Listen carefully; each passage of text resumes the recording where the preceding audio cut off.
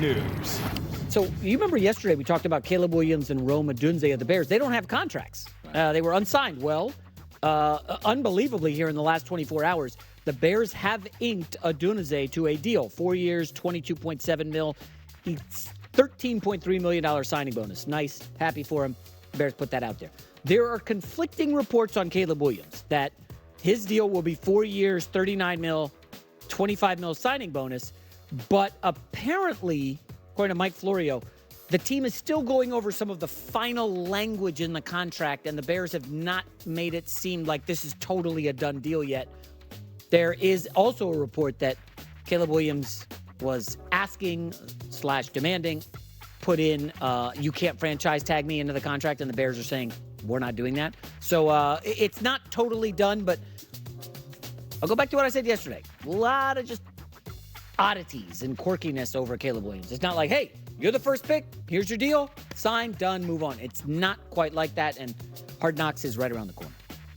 You're a little concerned for a little noisier than you'd like? You know I don't like noise. You like noise. No, do not like noise. I told my wife this morning, we were talking, and I said, I moved in the last couple months, and it's so quiet where I'm at. And I said, as I've gotten older, I like quiet. I seek serenity. There's plenty of noise at work, plenty of noise in life, plenty of noise on my TV. At home, I poured a little glass of Pinot last night, turn on the baseball all-star game, sit back, took the shoes off, socks off, open the door, nice Playa Vista breeze coming off the Pacific. It was so nice. Really? That's great. Didn't hear anything. Didn't even hear a dog bark. Do you have air conditioning? Because it's going to be hot this weekend. It's going to touch 80 in the South Bay. I will not be here this weekend. Oh, you want to tell the audience where you're going? I am going to a relatively important party this weekend. Where? Out east. You haven't told me about this. I know. Why not? It's need-to-know basis. It's a very big party out east. You're starting to keep secrets from me now. It is a private party out east. I can adjust the schedule if you need me to show. I'm working all the way, but right after the show, I am flying to a private party at an undisclosed location on a very interesting area out east. Huh, okay. I'll let that slide. There's no pickup basketball at the party. Big game Sunday for the undefeated Gray Foxes. All right, let's move to the Niners. That weird situation with Brandon Ayuk making the trade request. To make matters worse, rookie receiver Ricky Pearsall has landed on the NFL's non-football injury list and cannot practice until he's activated. Weird. We don't know what happened or what the injury is, but something clearly happened away from the team to Pearsall, who was their top wide receiver pick in the draft. There's some buzz about this kid, but I don't want 49ers thinking, oh, we have to sign Ayuk now that Pearsall's... Folks, take a deep breath. It's July. They're not signing Ayuk anytime soon. He's not holding out. I think we can agree. He's going to be there week 1. Yeah, I think he will. But the trade deadline in the NFL has been pushed back to week 8. Okay. So by week 8, you're going to know if these two receivers, the first and the fourth rounder for the Niners, you're going to have a good sense if they can contribute. That's when it gets interesting because Pearsall's actually more of a slot. And Debo, they move Debo around as a chess piece. He's more of a slot. So we all think it's Ayuk, but is it possible they'd move Debo? I think it's a horrible idea. I could send you the videos. They just paid Jennings. They're paying Jennings, Kittle, Trent, Christian, Fred Warner, Bosa. They're paying a lot of dudes. So you can't quantify this, so the numbers guys will hate it. But go look at the videos of when the 49ers come out of the tunnel before a big game. Yeah. Who is leading the Niners? It is Deebo Samuel and Trent Williams. They are the alphas in that locker room. You can't just say, oh, well, let's move on from Deebo. That's not a smart move. There's some moves in sports that you can't totally quantify. I think it would be a disaster to move off Deebo Samuel. That guy is a special player, and you can't really scheme to defend him and McCaffrey at the same time. But they got a lot of mouths to feed, dude. They are so lucky on Brock Purdy. They are paying a lot of guys top of the market. Well, Purdy's also elevated a lot of players on that team.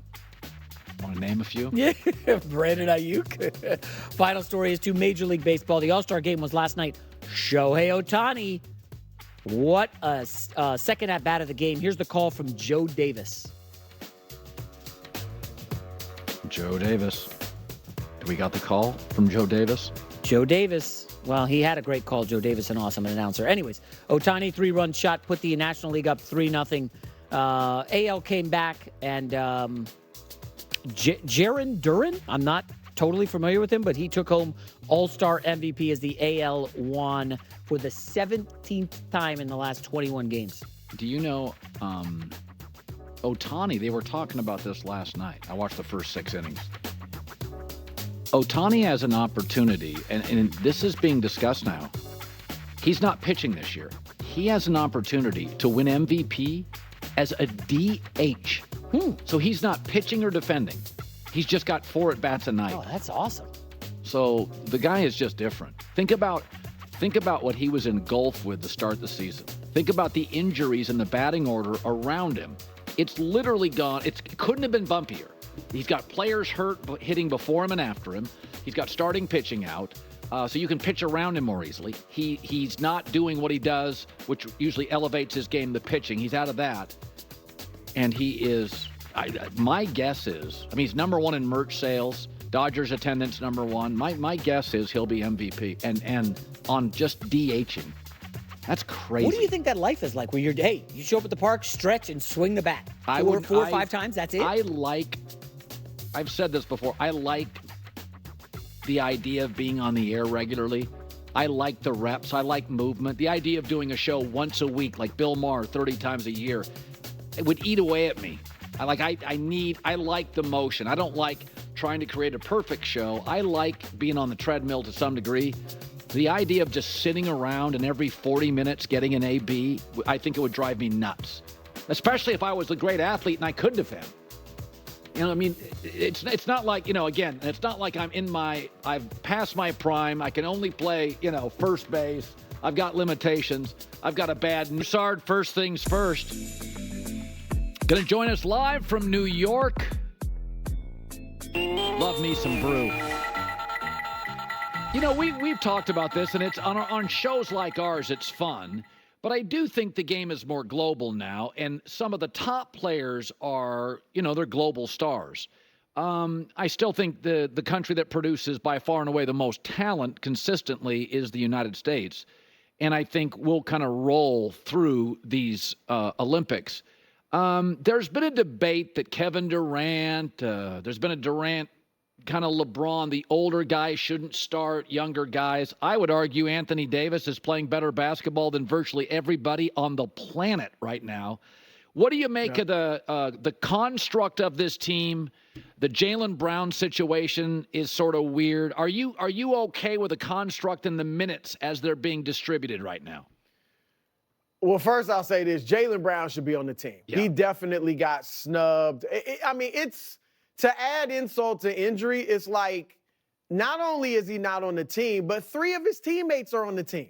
That just makes it worse. And I'm glad he's not patched things up, but he talked to Derek White. He's supportive of him.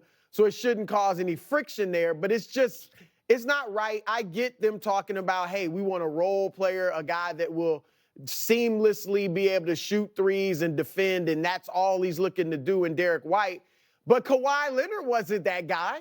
It's not like you had lost a role player. Kawhi Leonard was a star. Yeah. And so you can't tell me we had a guy that was going to do the dirty work, so we had to replace him with such a guy.